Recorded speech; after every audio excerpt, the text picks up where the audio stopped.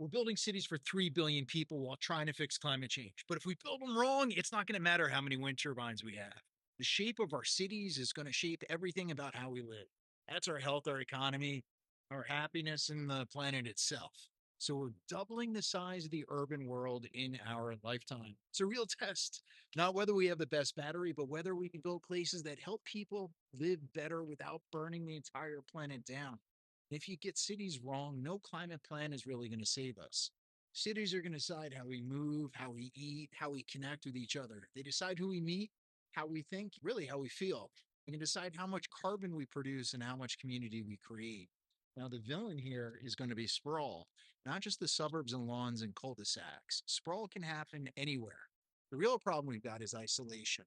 So, sprawl is going to separate us all by income, by land use, and by distance from nature. It's going to make neighborhoods feel sterile, divided, and lonely. Now, the antidote here is connection. You get walkable streets, mixed incomes, mixed uses, public spaces, and life that can happen at a human scale.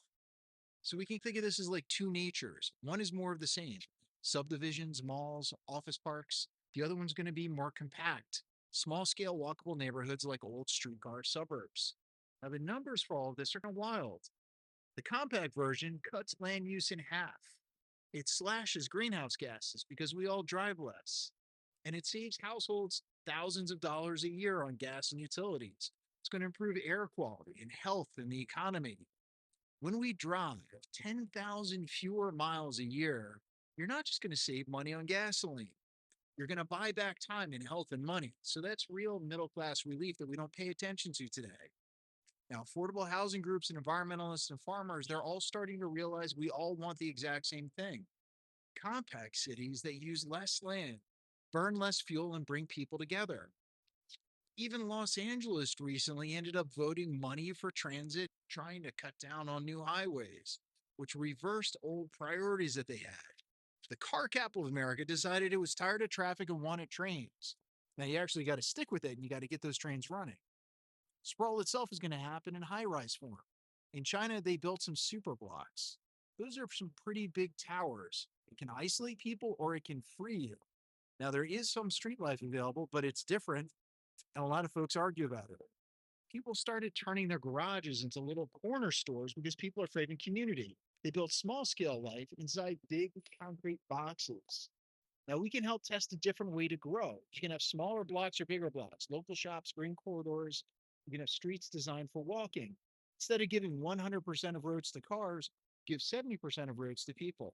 And if only a third of people own cars, why should you give every street to them? When cities go out and they reclaim space for walking and biking, everything works better.